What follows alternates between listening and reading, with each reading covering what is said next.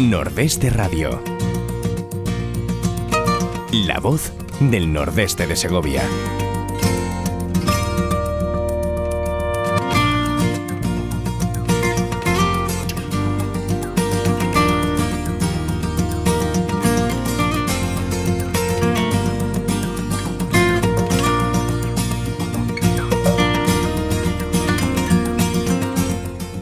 Bueno amigos, muy buenos días, les doy la bienvenida aquí a Nordeste Radio y hoy vamos a hablar en este segundo programa de Biocambio, pues otra vez del COVID. Otra vez del COVID porque de alguna forma de un plumazo el COVID, no sé si el COVID o la irresponsabilidad del gobierno o el que ha podido ser, pero lo que sí es cierto es que se ha llevado de golpe sueños, esfuerzos, dinero, ilusiones, se ha llevado de todo. Hace poco, ustedes verán tanto en el muro de Nordeste Radio como en el muro de Radio Argo, unas reflexiones que hizo Diego Ortiz sobre esta pandemia. Y tenemos aquí a Diego Ortiz para que nos lo cuente en detalle y un poquito más ampliado. Diego Ortiz, buenos días. Muy buenos días, señor. ¿Cómo estáis? Pues muy bien. Bueno, pues como todos, un poco cabreados, un poco sorprendidos, un poco, yo qué sé, porque vamos, los números que estamos viendo últimamente son también preocupantes. Vemos escenas como ayer los médicos en Madrid. Claro, fíjate, España, y esto es un dato de última hora, España tiene 212 contagiados por cada 100.000 habitantes, la media de España. La media europea es de 30 por cada 100.000 habitantes. Entonces, caramba, pues esos datos fastidia. Pero bueno, a lo que íbamos. Tú hiciste unas reflexiones sobre la pandemia, unas reflexiones que cuando las lees dices, caramba, ¿y por qué no las he hecho yo antes? ¿O por qué? Lo que es más importante, ¿por qué no lo ha hecho la gente que tenía que hacerlas? ¿Por qué reflexión empezamos, Carguido? Pues empezamos, si quieres, precisamente por esos macrodatos que estamos todos ya barajando con toda normalidad, toda alegría, y además siempre cambiando foco en torno a sus responsabilidades. Es quizá el comienzo también de esas reflexiones. España ha batido todos los récords. Pero ha batido todos los récords de ineficiencia, de ineficacia, de mala gestión, de contagios, de muertes, de todo lo que se nos ocurra. Y cuando nos están dando cifras de otros países se nos saltan las lagrimillas. Pero cuando vemos también las expectativas, tanto económicas como sanitarias, la alarma se multiplica pues exponencialmente, claro. ¿Qué? La clave quizá un poco de todo esto es que efectivamente, como mencionamos en las reflexiones, después de tener el mayor número de habitantes muertos por millón del planeta, el estado con mayor número de sanitarios infectados, la economía más dañada, el mayor índice de rebrotes, el destino turístico más maldito, el país con peor pronóstico de recuperación económica y otros parámetros que no se reflejan, porque no se pueden reflejar todos. La pregunta es, ¿qué estamos haciendo mal? ¿Qué ha pasado? Claro. Y lo malo es que sí sabemos qué ha pasado. Otra cosa es que no queramos mirar hacia el pedazo de foco gigantesco que nos está iluminando y explicando las razones. Hay una serie de elementos que confluyen en el caso de España, que tienen una incidencia leve, pero sumada es relativamente acusada, en cuanto a climatología, hábitos de conducta, destino turístico, edad media de la población. Tenemos una población más envejecida, a Dios gracias, en unas cuestiones y desgraciadamente en otras. A Dios gracias tenemos una población más envejecida, primero porque tenemos una esperanza de vida muy alta. Claro. Y eso significa que tenemos poblaciones más envejecidas. Eso es lo positivo. Lo negativo es que tenemos una tasa de reproducción, por decirlo biológicamente, o sea que nos reproducimos muy poco. Pasamos del 2,02 por mujer al 1,45. Sí, ahora estamos, al 1,5 estamos, por ahí. Lo estamos envejeciendo. Y luego, todos estos elementos confluyentes ayudan claramente a que nosotros tengamos que tener un índice algo más alto de incidencia y de afectación por esta epidemia de coronavirus, ¿vale? Pero no justifican en sí todos estos parámetros sumados, ni mucho menos lo que está ocurriendo en España. Existe otra perdona, sí, dime. No, que digo que la verdad es que no hay forma de encontrar el porqué. Vale. Existe una versión, que es la oficial, que intenta nadar y guardar la ropa y explicar dónde está ese diferencial con el resto de países, a pesar de todo esto, y que pasa por criminalizar a la población.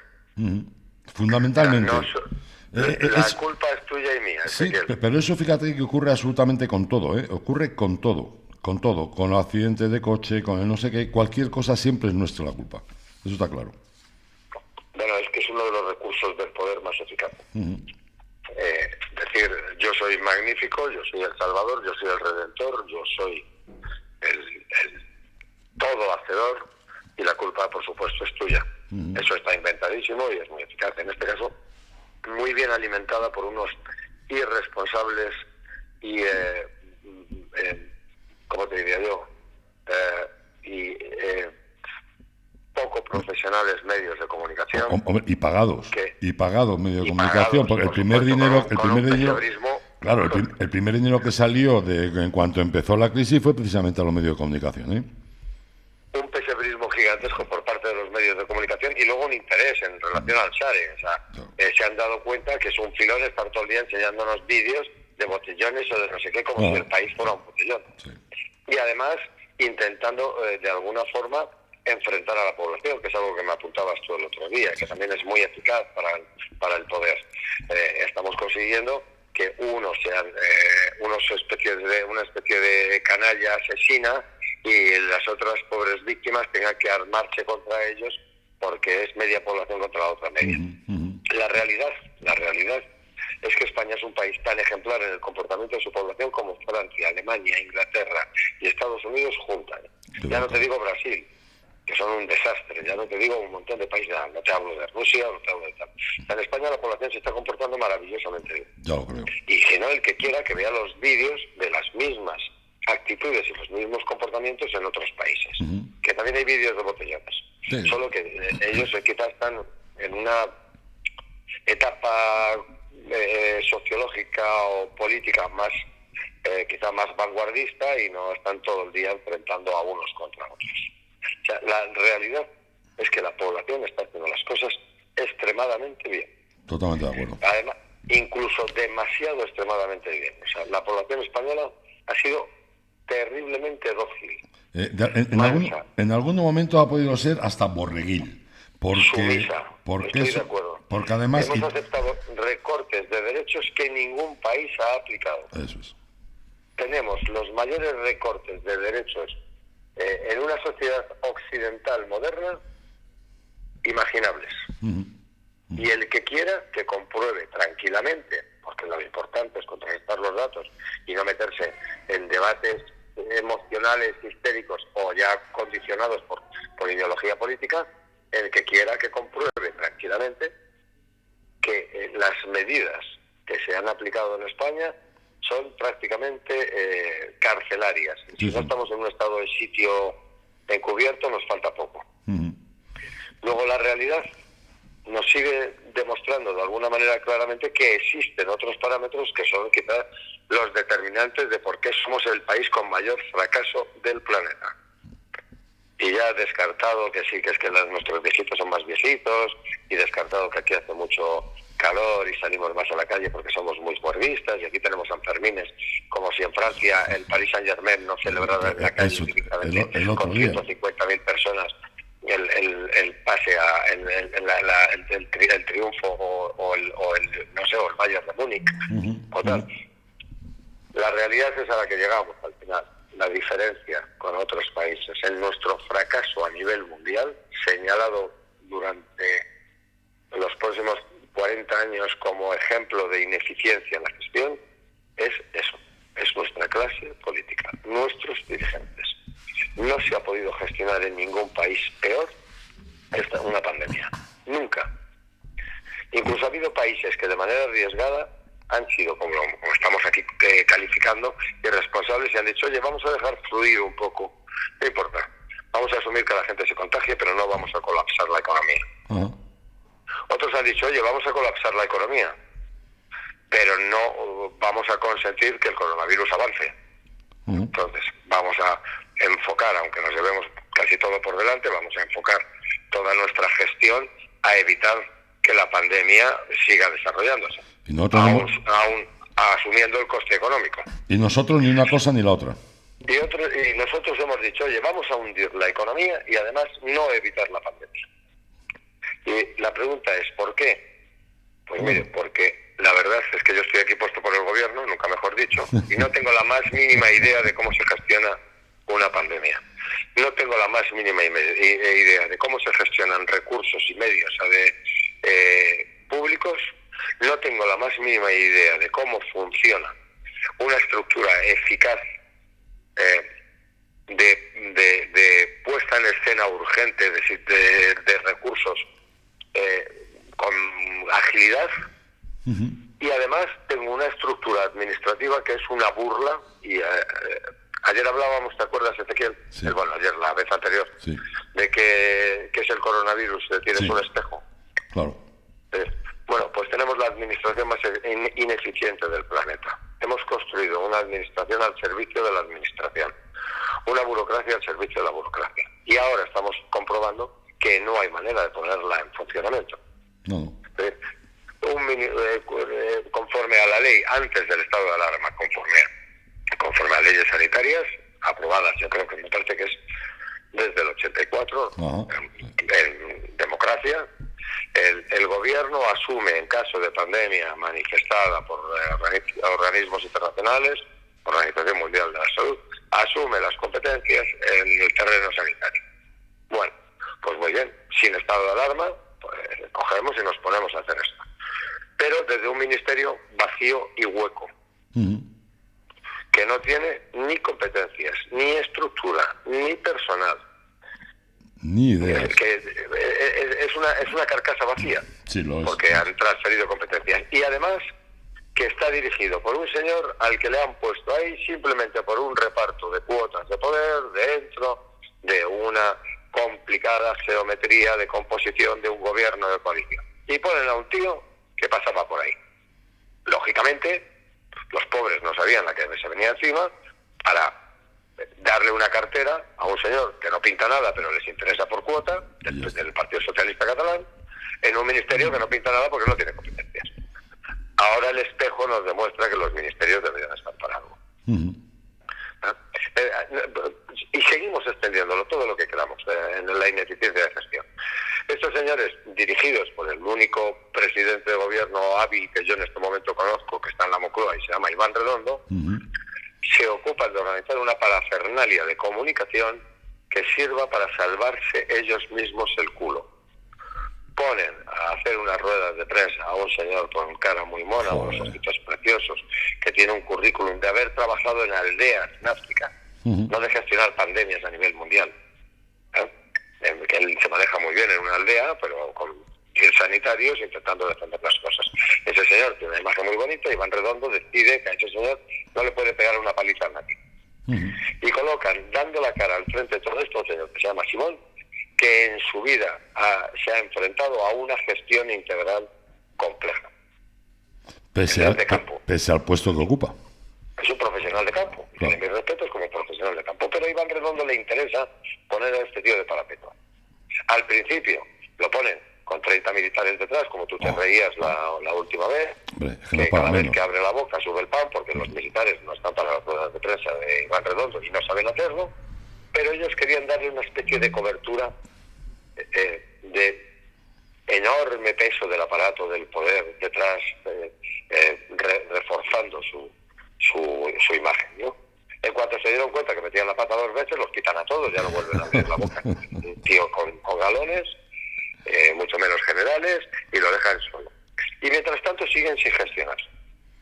Entonces este señor, que es de campo, que no tiene la más mínima idea de cómo se desarrolla la pandemia, sigue las instrucciones de Iván Redondo y de la Moncloa. Empieza diciendo tranquilísimamente, con una factura gigantesca que puede tener hasta responsabilidades penales, que no hay ningún problema en ir a una manifestación de 300.000 personas. Y se queda tan ancho, Ese es el origen. Porque es que no es lo suyo. No, claro. O sea, él no sabe, y le han dicho que esa manifestación hay que hacerla porque políticamente hay que hacerla. ¿Por qué? Porque es feminista. No hay un sentido común ni una gestión del gobierno que diga, oye, podemos aplazar esa manifestación, la haremos en otro momento. Oye, la vamos a hacer gordísima, ¿eh? Pero chicos, ahora no toca. Perdón, chicas. Perdón, señoritas, señores, caballeras, caballeros y todo lo que haga falta. Ahora no toca. Eso no significa que el gobierno no tenga una sensibilidad feminista. Significa que en este momento la aplazamos y cuando la hagamos la hacemos multiplicada por 5. Pues en vez de eso dicen, uy, no, es muy importante. Para eso está una ministra que es la señora Montero, para eso están las personas adecuadas para decir que si nos da igual, si no sabemos lo que es una pandemia. Esta manifestación se hace y punto. Y salen unos señores diciendo, claro que iría, y yo a mi hijo le diría claro que sí, vete tranquilamente a la manifestación. Ese foco lo pagaremos durante toda la vida, porque fue el principal, no el único, pero sí el principal elemento de dispersión de la pandemia en su primera etapa. Fue el detonante, está claro. No, te decía que fue el detonante, está claro. Uno de los detonantes, no hay que simplificar tampoco, uno de los detonantes. Desde luego los partidos de fútbol, en el caso concreto del Valencia en Italia, y otros partidos de fútbol significan una diseminación, una dispersión de un virus de una forma absolutamente aleatoria, porque las personas que van a un campo de fútbol se contaminan, seguro, si no saben qué es lo que tienen que hacer, seguro, y luego se diseminan de una forma no evaluable para luego poder hacer rastreo, que tampoco existe. No existe. Y un transporte público sin criterios, y en el caso de Madrid y otras capitales que tienen metro, ha sido otro de los terribles focos, y un brote de la pandemia salvaje no controlado. Vale. Esto delante de las miradas de unos señores que en teoría tienen que gestionar eso. Y que no saben, ni estoy muy convencido de que en ese momento les importara lo más mínimo. Estaban a otras cosas. Sí. Luego, en cuanto a gestión, Sí, está de acuerdo. Luego nos encontramos que como no tienen la más mínima idea, en vez de organizarse y decir, señores, somos el Reino de España, somos la cuarta potencia de Europa, como en las películas. Quiero aquí en 10 minutos a las máximas autoridades científicas mundiales, de premio Nobel para arriba. Joder, es que estás hablando ya para arriba, estás hablando de lógica, cosa que yo creo que falta mucho aquí, claro. Está hablando de incluso de ganarse el sueldo. No, pero claro. Que es con nuestro dinero, no con el tuyo. Estás hablando de lo que exigimos todos, que sea gestión. Hay que saber gestionar, no politizar todo. Ese es el problema. Pero que somos el gobierno de España. Claro. Que a ver si vamos a tener que tomar medidas y nuestro trabajo no es ser unos expertos científicos. Es tener a los mejores a cualquier precio. Claro. Vamos, es imposible que me roben a 5 premios Nobel de biología y 23 epidemiólogos y 32, tal que sean, las máximas autoridades, que me las robe otro país, para mí. Y además puedo pagarlas. Y además a tiempo casi completo, si me aprietas. Porque estos tíos van a estar continuamente asesorándonos para que cada paso que demos tenga un sentido y un criterio. En vez de eso, estos señores dicen, no, qué tontería. ¿Por qué? Porque ese organismo, en un momento determinado, puede decir cosas que yo no quiero realizar. Y puede, de alguna manera, condicionar mis decisiones. Y cuestionarlas. Así que, ¿qué hacemos? No hay expertos, somos los expertos nosotros. Tenemos 4 funcionarios en el Ministerio de Sanidad, 4 funcionarios, que no se han enfrentado en su vida a un problema de este estilo, que están en el área de gestión del departamento de no sé qué, de vete a saber qué. Esos son nuestros expertos y los escondemos. Porque claro, nos van a armar la de Dios. Está claro. Así que tenemos un comité de expertos a escondidas. ¿Cuál es el problema? De que no haya un comité de expertos y que sean los mejores. Que las decisiones han sido lamentables todas. El señor Simón ha salido diciendo que no hacían falta mascarillas porque le habían dicho a Moncloa que no se molestara que no había mascarillas. No había mascarillas. Entonces, pues esto es muy fácil. Con un rigor científico gigantesco, mientras en Corea se estaban, pero vamos, no te iba a decir partiendo de risa, pero sí se estaban escandalizando. Este señor decía que no hacía falta mascarillas. Y se quedaba tan ancho. Y seguía la pandemia.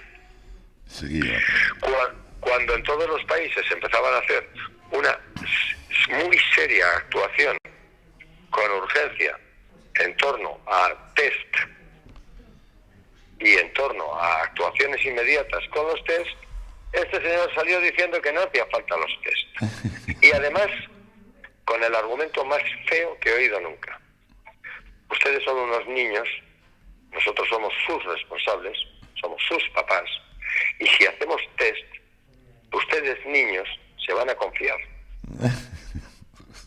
Así que como un padre maltratador que le explica a su niño que es por su bien y le rompe los huesos, a usted le voy a aplicar las medidas que yo considere aplicables con el daño que signifiquen, pero por su bien. Esa es la tesis de un padre maltratador. Cuando fracasa en la educación de su hijo, lo muere a palos. Por impotencia, porque no sabe hacer otra cosa. Eso es lo que han hecho con nosotros. Eso nos han dicho, no nos han dicho la verdad. Nos han dicho, oiga, no le voy a dar test porque, mire, son muy engañosos y además van a crear una falsa confianza que va a significar que usted se relaje. Y todos los países del mundo se llamaban las manos a la cabeza. ¿Qué le pasa a estos tíos? ¿Qué están haciendo? El primer elemento, incluso si vieran películas de Hollywood de estas de acción, de pandemias, que lo vemos hasta en las sí, que hay muchas. El primer elemento en una epidemia es el control a contrarreloj, la información y la gestión urgentísima a contrarreloj. Cuando vemos esas pelis en las cuales salen ahí unos laboratorios y unos gabinetes gigantescos enterrados ahí debajo de la Casa Blanca o tal, gestionando todo esto, y que se va está el foco. Y que se van a buscar al que más sabe con un helicóptero porque está en no sé dónde, mitad de Alaska, para hay que traerle. Sí, claro. Y se baja un tío del helicóptero y le saluda en Alaska y el otro no sabe de qué va. Inmediatamente se despide de su mujer sin saber qué, y 4 coches y tal. Pues es que eso en las pelis tiene un cierto sentido, aunque luego lo exageren, que por eso está el cine. Justo lo que hemos hecho nosotros, como podrás comprobar. Sí. Para que luego nos vayamos preguntando a lo largo del programa por qué somos los fracasados. Entonces, no solo no tenemos esos gabinetes de asesoramiento científico riguroso a un nivel altísimo, que se irán equivocando porque esta pandemia, lógicamente, tiene connotaciones distintas que otras, no es peor, pero tiene connotaciones distintas que otras y hay que ir aprendiendo sobre la marcha. Pero se deben equivocar los señores que llevan 26 años de verdad en un laboratorio estudiando desde aminoácidos hasta todo lo que se te ocurra, y de alguna forma entendiendo hasta de qué están hablando. No unos tíos que reniegan y renuncian por ignorancia hasta tener asesoramiento. Entonces, eso lo seguimos sumando a un tratamiento de la población absolutamente grave, como infantiles, como niños. No sé si te acuerdas que cuando hablábamos en Biocambio, cada vez decíamos, cada vez que un político diga que tiene que hacer pedagogía, salga usted corriendo. Claro. Porque ese tío es un cretino. La pedagogía viene de paidós, viene de niño, y significa que un cretino te va a tratar a ti, Ezequiel, que tienes 89 o 92 años, no me acuerdo. Pero me conservo muy bien. Más de 60, te va a tratar como un niño. Sí. Y diga, usted no tiene que hacer pedagogía conmigo, usted me tiene que dar información o tiene que hacer gestión. Si no le importa, vaya usted a enseñar a su tía abuela, la del pueblo, que no le hemos contratado para esto. Usted no tiene que hacer pedagogía. Entonces, si le sumas esa visión paternalista a la ineficiencia absoluta, al no coger los recursos necesarios en el momento necesario, a una mala estructura administrativa y a todo lo que quieras, de repente esa incógnita la despejamos en la ecuación y decimos, oye, ahora lo entendemos, salen las cuentas, porque somos el país más fracasado del planeta. Pero esto estamos hablando de la primera fase. Es que eso te iba a decir, porque eso es lo que ocurre al principio, incluso podemos hablar de un cierto desconcierto, pero ha pasado mucho tiempo y es que seguimos igual. Bueno, es que luego viene la segunda parte de la historia. Ahora resulta que después de peleas en un Parlamento que, por supuesto, dentro de todo este tipo de acciones, cierran o intentan cerrar, intentan limitar, y además da igual si no lo limitan, porque el Parlamento ya hemos comprobado que no sirve para nada. Después de todo esto, desescalan, y entonces salimos del estado de alarma. Ahora toca es el momento del estado de las autonomías. La cogestión. aunque las competencias siguen siendo del Estado conforme a las leyes sanitarias, porque está declarada una pandemia a nivel internacional. Nosotros somos un país que tenemos transferidas las competencias a un montón de comunidades autónomas que son un modelo de gestión a nivel mundial extraordinariamente bueno y que además vamos a demostrar que verá usted qué potencia tiene nuestro sistema. Porque nosotros no hemos construido un Estado de las autonomías pensando en nosotros y en darnos cargos y en poner parlamentarios en La Rioja o en ceder competencias simplemente porque me den un voto en otro lado. No hemos tenido ningún interés partidista en todo esto. Nosotros hemos construido el Estado de las autonomías porque es lo más eficiente que existe. Y volvemos otra vez. Evidentemente notarán ustedes que Diego está utilizando la ironía. Y el coronavirus vuelve a ser un espejo. Y entonces nos demuestra que tenemos un Estado absolutamente irracional, construido administrativamente de forma irracional. Y carísimo. Con funciones triplicadas, funciones vacías, departamentos que no sabemos por qué existen y para qué, áreas y competencias que son absolutamente...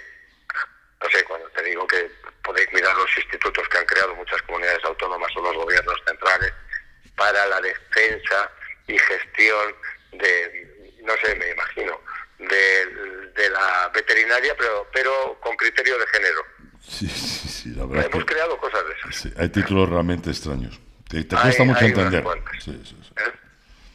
Y entonces ahora venimos a la segunda parte.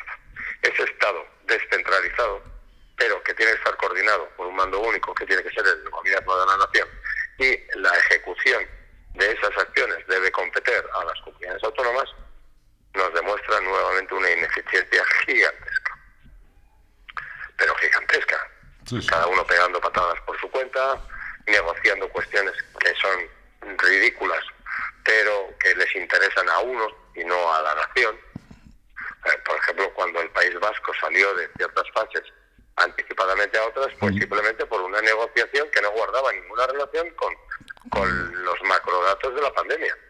Oiga, usted no debería salir de esta fase. Ya, pero yo soy el PNV y te voy a presionar porque quiero demostrar que ahora ya asumo yo las competencias, porque me estoy poniendo nervioso con el estado de alarma, porque parece que nosotros no existimos y que de verdad España es una nación. Así que sáqueme usted de fase volando. O viene Cataluña y dice, ejército aquí. Vamos, por Dios. Tíos vestidos de militares españoles, no en una parte del territorio español, sino en el molt honorable e independiente Estado República Catalana. Está usted de broma. Me importa un bledo la pandemia. Aquí no va a haber militares. Luego somos todos, tan ineficientes, nosotros los primeros, y luego se da cuenta que, oye, cuidado, que aquí nos guste o no nos guste, vamos a tener que pedir un poquito de ayuda, como es normal.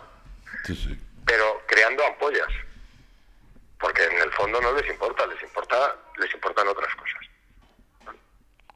Y ya no te cuento, por ejemplo, otras comunidades autónomas que están escondidas por ahí. Sí. Los datos de rebrotes salvajes, cuando se suponía que se iban a producir en Ibiza o en Baleares, se producen en Aragón. Sí. Explíqueme usted por qué. ¿Y por qué se producen? Pero luego se producen en Lérida. Claro, y resulta que tenemos a los temporeros cuando no se les hace ningún tipo de prueba, cuando se desafina, que además es una cosa que se lleva haciendo durante muchos años y nadie protesta. O sea, vienen unos tíos que vienen de forma ilegal porque los contratan gente de aquí para que recojan los productos agrícolas, los afinan en sitios de forma absolutamente inhumana, no se les hace pruebas, no se les hace nada. Caramba.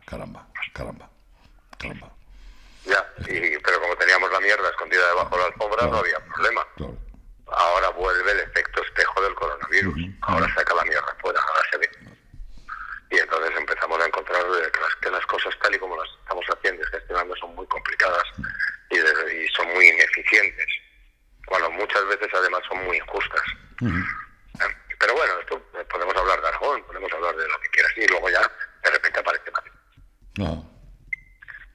Y siento hablar con escarn en este momento de Madrid, que es mi comunidad autónoma, pero ayer vimos quizá el esperpento más escandaloso que hemos podido ver en la gestión de una pandemia. Sí, lo comentaba. Antes de abrir los colegios, Sí. preocupadísimos por la salud de nuestros infantes, citamos a todos los maestros de la Comunidad de Madrid para que se hagan un test. Y mientras Galicia llevaba haciendo eso una semana, los citamos un día en un solo centro. Es impresionante. Yo abría el programa, si recuerdas, justo con eso. Las imágenes de ayer eran unas imágenes absolutamente vergonzosas. Algo dices, no me lo puedo creer. Pero ya no vergonzosas, que estoy de acuerdo, Ezequiel, que dan vergüenza. Gravísimas. Gravísimas, claro. Hemos hecho lo justo para conseguir que nuestros críos se contagien. Esto parece de una película de verdad de terror. Es decir, nadie podría diseñar un plan más maquiavélico para conseguir directamente que estallen todas las escuelas de Madrid. Vamos a coger a todos los maestros y los vamos a someter a una situación de riesgo terrorífica para que luego, como hemos comprobado en las residencias, los profesores, igual que los responsables de la gestión y de la atención de las residencias, contagien a todos. Porque claro, es que es imposible. Si un maestro está contagiado, es imposible que lo contagie. Por mucho que hagamos todas las tontas que estamos haciendo, de que para que salgan en el telediario de esos medios que son absolutamente culpables, diciendo, mira qué bonito lo que hemos hecho, y las mamparas tienen flores y no sé qué. Pero oye, acaba usted de poner en riesgo un contagio masivo entre los maestros de toda la Comunidad de Madrid. Qué pena. Y las fotos son demoledoras, ¿eh? Demoledoras. Estoy de acuerdo contigo que vergonzantes, pero demoledoras desde el punto de vista de daño de responsabilidad. Pero demoledoras. Hemos estudiado muchas veces desde el punto de vista de física de fluidos, cómo se comporta como aerosol la respiración humana y las microgotas de vapor de agua y la impregnación del coronavirus y el tiempo que se sostienen en el aire. Y detrás de esas fotos masivas, con mascarilla o sin mascarilla, de miles de personas sin distancia de seguridad estáticas durante muchísimo tiempo, lo que hay es una enorme nebulosa. Está claro. Podríamos pintar para que se viera, que basta con que 2 o 3 tengan coronavirus entre esos 10.000, cosa que estadísticamente es obligatoria, para que se extienda, para que todas esas personas estén durante horas respirando esos aerosoles infectados de coronavirus, sin solución, porque las mascarillas solo paran algo, pero no lo evitan. Entonces, después de esa gestión sale el consejero de Sanidad de la Comunidad de Madrid diciendo, me he equivocado y pido disculpas. Sí. Pero ahí ya tiene que caer todo un gobierno. Mira, claro, eso te va a decir. Todos a casa. Pide disculpas, pero desde tu casa, efectivamente. No, es que yo no quiero ni siquiera que pidas disculpas. Deberías estar tan avergonzado que deberías estar escondido llorando debajo de la almohada y no queriendo hablar con nadie. Pero no importa, porque como ya has puesto tu cargo a disposición y además te lo han cogido en el minuto cero, ahora estamos buscando a alguien con un cierto criterio y una cierta sensatez organizando las cosas. Que en Galicia han hecho test a todos los profesores de uno en uno y sin colas durante una semana y en distintos centros. Claro.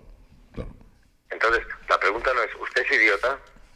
La pregunta es, oye, ¿somos idiotas nosotros? ¿De dónde ha salido este tío? ¿Cómo hemos consentido que en todos los departamentos, todas las áreas, a todos los niveles, en todos los rangos de una administración, desde presidente de gobierno en Moncloa, con un tío que lo único que quiere es un puesto en el CNI, hasta todo lo que se nos ocurra, cómo hemos consentido que estos tíos sean nuestros dirigentes? En todos los niveles, que esto no es un problema ideológico. No, en absoluto, no, estoy totalmente de acuerdo contigo. La incapacidad que han demostrado, sí. Alegremente de por qué lo hemos hecho también. Te recuerdo que un porcentaje altísimo de la población que ha fallecido en residencias. Eso tenía que apuntado, porque te estoy dejando para luego hacerte una serie de preguntas, y una de ellas es el tema de las residencias, efectivamente. ¿Por qué ha muerto tanta gente en las residencias? ¿Por qué se sigue contagiando tanta gente en las residencias? Bueno, lo primero que se ha hecho ha sido sesgar la información de manera que parece que solo hay residencias privadas. Sí. Y asesinos empresarios egoístas que resulta que se hacen multimillonarios, pero luego le quitan el pan y la alimentación a los abuelitos, y entonces tal. La mayor parte de los fallecimientos en residencias han sido en residencias públicas. Sí, ¿verdad? También ha habido en residencias privadas. ¿Por qué? Pues porque lógicamente son población de riesgo, hay otros factores que hay que estudiar también que son complicados, luego los hacinamientos son importantes, las convivencias son cerradas y sostenidas, y además, lógicamente, el tipo de atenciones que necesitan y la forma y los procedimientos que se utilizan en la residencia, desde mover a ancianos, cambiarles la cama, 1000 cosas, trasladarlos a comedores, hacer todo lo que se te ocurra, lógicamente facilita el contagio. Pero se nos ha olvidado un pequeño detalle. ¿Cuál? El mando único está asumido por Moncloa. Sí, pero se lavan las manos, ¿eh? Bueno, no es que se laven las manos. Tenemos un Ministerio de Asuntos Sociales. Si Asuntos Sociales no tiene que ver con nuestros ancianos, me gustaría saber con qué tiene que ver. Entonces, si quieres te lo digo. Con movimientos feministas. Y para usted contar. Bueno, desde luego puede ser que ese tipo de postureo esté claro, porque resulta que es rentable. No sé todavía por qué son más rentables un tipo de postureos que otros, pero ese está claro que es rentable, al margen de que haya que tener actuaciones en esa dirección o no. Pero está claro que ese postureo es rentable. Pero puede ser ese postureo rentable, pero no desatender lo demás. Claro. Porque el Ministerio de Asuntos Sociales tiene la absoluta obligación, primero, cuando se asume el mando único y se reabsorben competencias de las comunidades autónomas, el Ministerio de Sanidad, Trabajo o Economía asume competencias de las comunidades autónomas. ¿Cómo no lo hace Asuntos Sociales? Es decir, diga que yo tengo millones de ancianos repartidos por toda la península y por las islas, claro. Lo siento, pero igual que absorbe el Ministerio de Trabajo las competencias de las comunidades autónomas, lo absorbe también en Asuntos Sociales. Está claro. Porque tenemos que tener un control muy riguroso y muy serio y muy organizado de lo que va a pasar y lo que está pasando en las residencias. Yo escribo que hemos dejado que se tapien habitaciones con muertos dentro. Es una frase dura, pero realmente es que ha ocurrido. Es que ha habido cadáveres de ancianos que han estado varios días en la residencia totalmente olvidados. Esto ha ocurrido bajo nuestra responsabilidad como ciudadanos. Sí. Y los organismos y las áreas a las cuales habíamos delegado, pagando directamente esos empleos, para que lo gestionaran por nosotros, tienen unas responsabilidades y tenemos la obligación de exigírsela. Le digo, oiga, ¿dónde estaba usted? Señor Ministro de Asuntos Sociales, ¿ha visitado usted una residencia? Porque no ha visitado ni una. Oiga, ¿es usted el Ministro de Asuntos Sociales? De un país occidental, de una potencia a nivel mundial, aunque sea una potencia de un cierto nivel no tan claro como nos vende. ¿Vale? Pero oiga, esto es el siglo XXI en Europa. ¿Cómo el Ministerio de Asuntos Sociales no ha hecho absolutamente nada en relación con las residencias y la mayor parte de los muertos los hemos tenido en las residencias? ¿A quién le preguntamos? ¿A qué timbre llamamos para que nos digan qué es lo que ha ocurrido? ¿Qué es lo que ha pasado? Y de quién es la culpa, porque es lo único que les interesa, a ver cómo sacuden la culpa a otros. Entonces, yo me he encontrado, primero, que se cargaba todas las tintas sobre las residencias de Madrid. Cosa que no es malo que se carguen tintas sobre las residencias de cualquier comunidad autónoma, pero exclusivamente de las residencias de Madrid. Madrid, el fracaso de la residencia, sin decir si eran públicas o privadas. Y entonces de repente sale a la Universidad de Deusto, saca un informe y dice, oiga, está usted de broma. Un informe serio y evaluable científicamente, diciendo, y con datos oficiales, diciendo, oiga, no, que Madrid es la número 11. 10 comunidades autónomas han tenido una gestión de residencias mucho más dañina, y en el caso concreto, por ejemplo, de Navarra o Aragón, con el 90% de los muertos en residencias. Deje usted de hacer campaña política yendo contra Madrid porque es del PP o yendo contra no sé qué porque es de otro partido, y haga usted el favor de ocuparse de las residencias que es el Ministerio de Asuntos Sociales. Qué barbaridad. Pero cuando no se ha hecho, la mayor parte de los muertos que hemos puesto sobre la mesa son ancianos. Y tenemos una responsabilidad moral y penal al respecto. Y penal, Y penal. Eso espero. Que luego será muy difícil de demostrar, estoy claro. de acuerdo, y habrá 1000 subterfugios. Es que, bueno, luego te haré unas preguntas cuando esté terminando el programa. Tú sigue. Bueno, eso es un poco básicamente enrollándome como una persiana, como siempre. Para eso estás. Quizás el meollo de la circunstancia explicativa de por qué España ha fracasado por encima de todos los demás. Pero mira, ahora te voy a hacer yo, nos quedan 10 minutillos de programa, quizá algo más. Por ejemplo, hay cosas que ya se han olvidado. Por ejemplo, acuérdate que nos escandalizamos todos de las compras que hizo España, malas, caras, con problemas que no funcionaban, desde los PCRs, pasando por las mascarillas y llegando a los EPIs. Otro tema que realmente me preocupa, por supuesto, el tema de la economía, porque estoy viendo que se sigue sin hacer nada con el tema de la economía y con la que se nos viene encima. Y sobre todo, una cosa que me sorprende tremendamente es el por qué se está culpabilizando tanto a nuestros jóvenes y sobre todo la falta de protestas de la gente. O sea, veo a la gente como si no estuviera ocurriendo nada, como si no estuviera pasando nada. No veo quejas, no veo protestas, no veo nada, nada. ¿Por qué ocurre todo esto, Diego? Bueno, primero, criminalizar a los jóvenes, aparte de ser un error mayúsculo, porque lo que hay que hacer es contar con ellos. Claro. Y, por supuesto, comprenderlos. Es que, además, hablamos de los jóvenes, este es otro de los problemas de una sociedad decadente. Sí, sí. Los jóvenes como si fueran una especie distinta que la nuestra. Nosotros somos los ciudadanos, luego están los jóvenes, están los niños, que son especies distintas, y los ancianos, que también son especies distintas. Oiga, los jóvenes somos nosotros, que ya hemos sido jóvenes mucho tiempo. Los niños somos nosotros, que hemos sido niños mucho tiempo. Y los ancianos somos nosotros, que vamos a serlo. O sea que cuando veas las barbas de tu vecino, las veas pelar, oye, que nosotros vamos a ser ancianos. Sí, que sí. Lo que se está haciendo con los ancianos, se está haciendo con nosotros. Está claro. Que no te creas que alguno va a dejar de serlo. Entonces, ¿por qué? Pues porque es facilísimo buscar siempre o un enemigo externo o un sector de la población a quien culpabilizar. Esto que se lo pregunten a Hitler con los judíos. Claro. Si no puedes decir que es que te atacan de fuera, un enemigo externo, te buscas un enemigo interno. Pero esto está inventadísimo ya. El Tercer Reich, a través de Goebbels, manejaba todo esto de maravilla. Stalin lo manejaba de maravilla. Claro. Entonces, ¿por qué? Pues porque hay que buscar una parte de la población a quien culpabilizar. Y en vez de ponernos a trabajar y a buscar soluciones eficaces que no sabemos buscar porque no somos los adecuados y además no estamos bien asesorados científicamente, pues en vez de eso, pues tiramos de manual político. Vamos a criminalizar a los chavales. Son unos irresponsables y son los culpables de la pandemia. Son los judíos de la pandemia. Sí, sí. Les ha tocado ahora, ¿eh? Les ha tocado, porque han pasado varios por el camino, ¿eh? Han pasado varios, ¿eh? Depende del momento, utilizamos a unos u otros. Pero además sin estudiar seriamente cuál es la génesis de los brotes, ¿eh?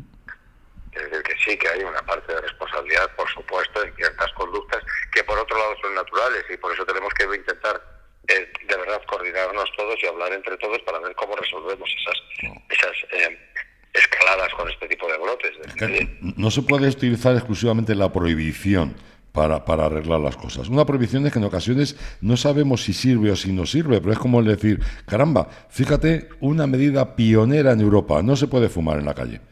Bueno, fíjate esa medida pionera que se han quedado todos partidos de risa viendo cómo la aplicábamos. Claro.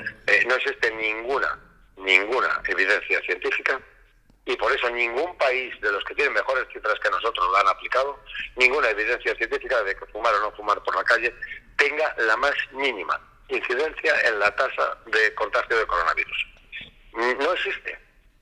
Es aprovechando que el Pisuerga pasa por Valladolid, pues tal vez que venga. Pero es que esa medida, que sigue siendo restrictiva, usted la aplicará porque va en su programa político cuando le dé la gana, si consigue los votos suficientes y hace no sé qué y tal, porque es una restricción, ya sabemos que el tabaco es malo, pero también es un derecho, entonces esto es complicado. ¿Vale? Pero usted la aplica ahora sin ningún criterio científico, mientras todos los países les miran diciendo, oiga, sigue usted apretando a la población. Sigue. Mañana por ahí valen los chuletones. Porque la grasa es mala. Pero no existe ninguna evidencia científica que la grasa de un chuletón tenga que ver con la tasa de reproducción del coronavirus. No importa. Pero como yo no tengo asesoramiento científico serio, no estoy por la labor de hacer las cosas como tenga que hacerlas, yo aprovecho ideológicamente para meter cornadas cada vez que me se descuida. Y mientras tanto seguimos fracasando. Y cada vez más restringidos los derechos.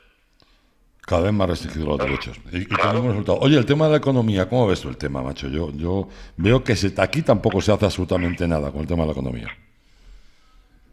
La economía, ¿cómo la veo? Pues como consecuencia de todo esto, la peor economía del planeta, la más dañada, la que va a tener menos capacidad de recuperación.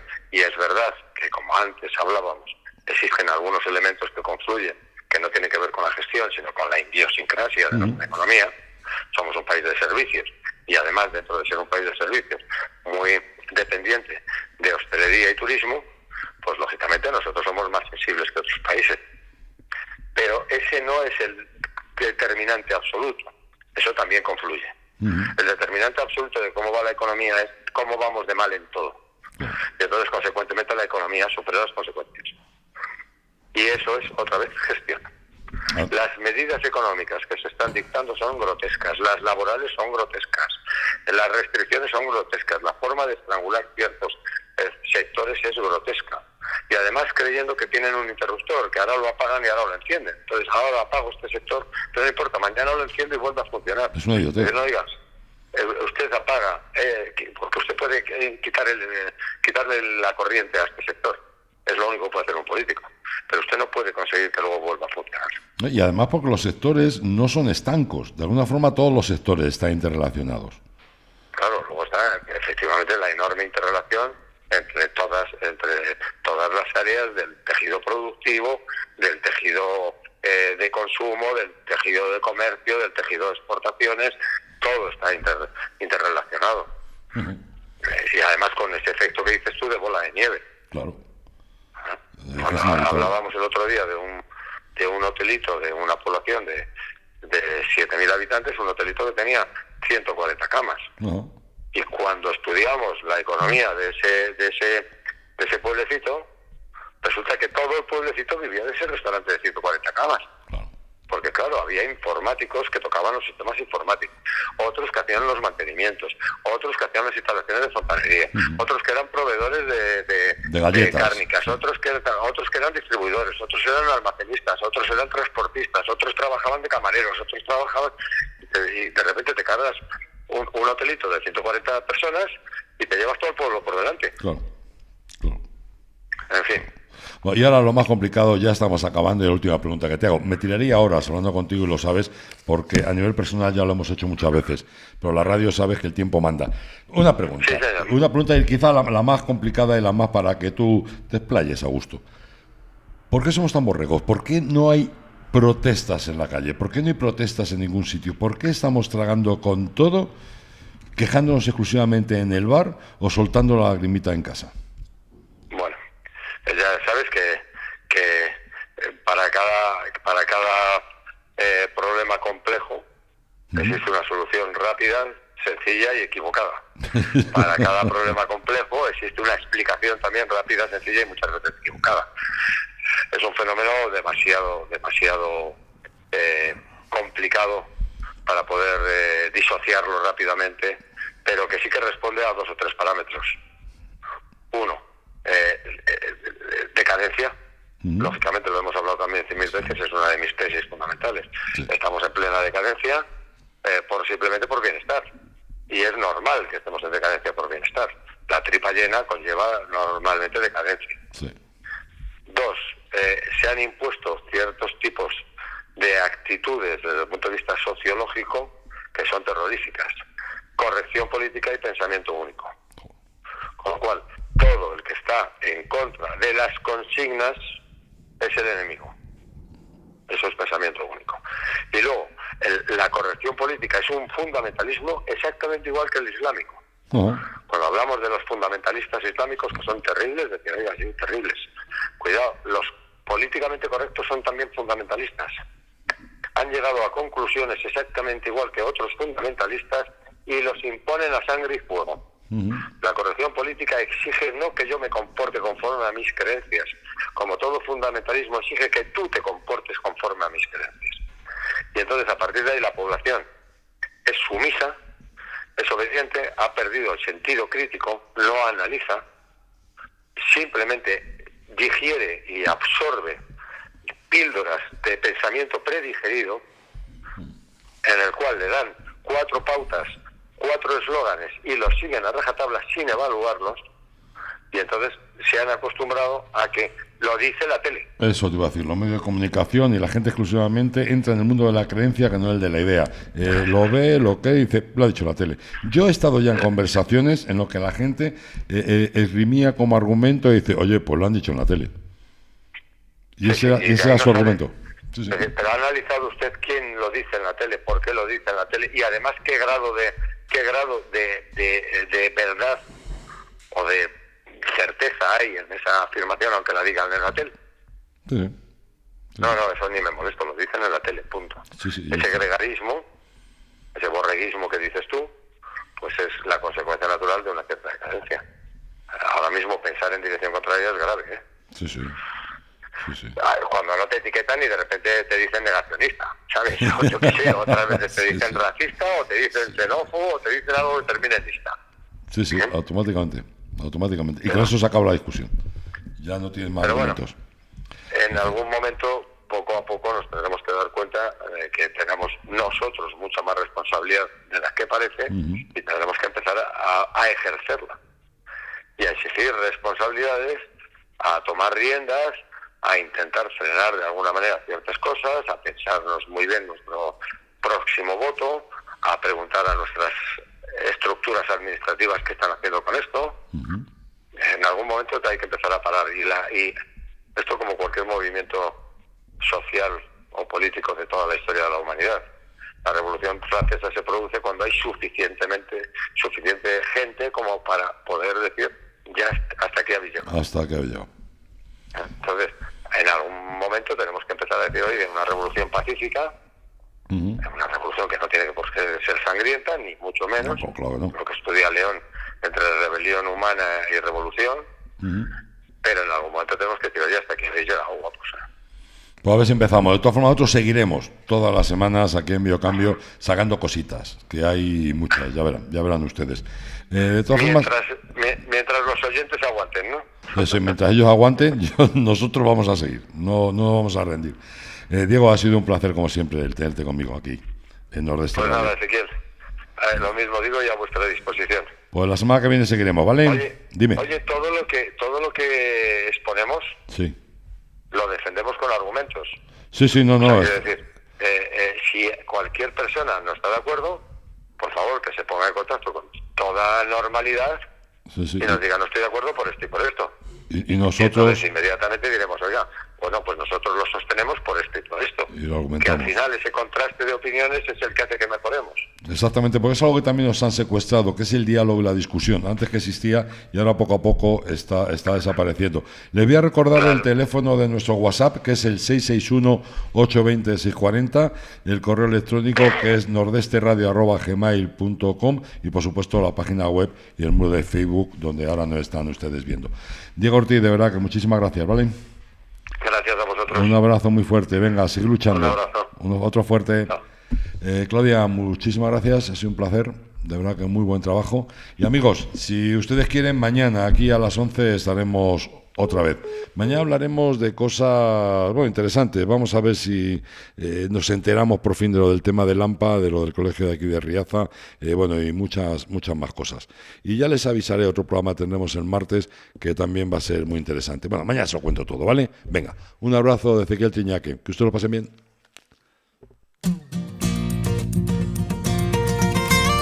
Nordeste Radio.